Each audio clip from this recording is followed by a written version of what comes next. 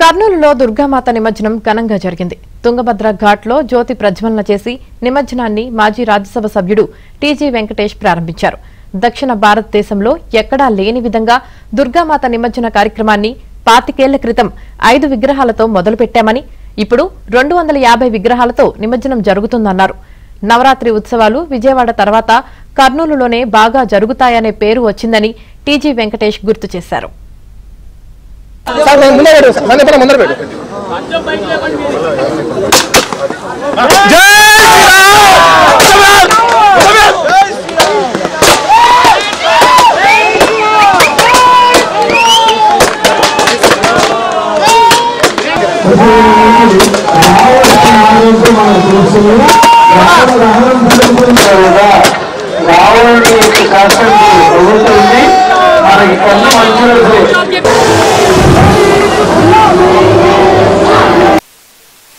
వివిధ రూపాలతో శక్తిగా రాక్షసుని సంహరించిన రోజు మరుసటి రోజు అంటే 10వ రోజు ఈ ఉత్సవాలు జరుగుతుంటాయి.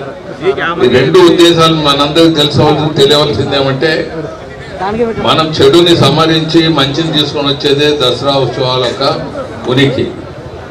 మన హిందూ ధర్మంలో ప్రకృతిని ప్రేమిస్తాము, చెట్లను ప్రేమిస్తాము, చెట్లకు మొక్కుతాం, చీమల్ని మొక్కుతాం, ఆవుల్ని మొక్కుతాం, ప్రతి జీవరాశిని, నదిని మొక్కుతాము, ప్రతి జీవరాశిని, నేచర్ని ప్రేమించే విధంగా మన హిందూ సమాజంలో ముందుకు పోతూ ఉంటుంది.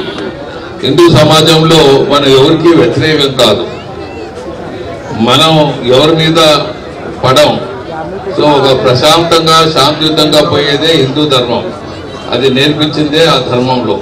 మరి అలాగే మనందరూ తెలుసుకోవాల్సింది, ఈ ఉత్సవాలు ఇలా పండగ అందరూ కలిసి పండగ చేసుకోవడానికి ఒక నాంది.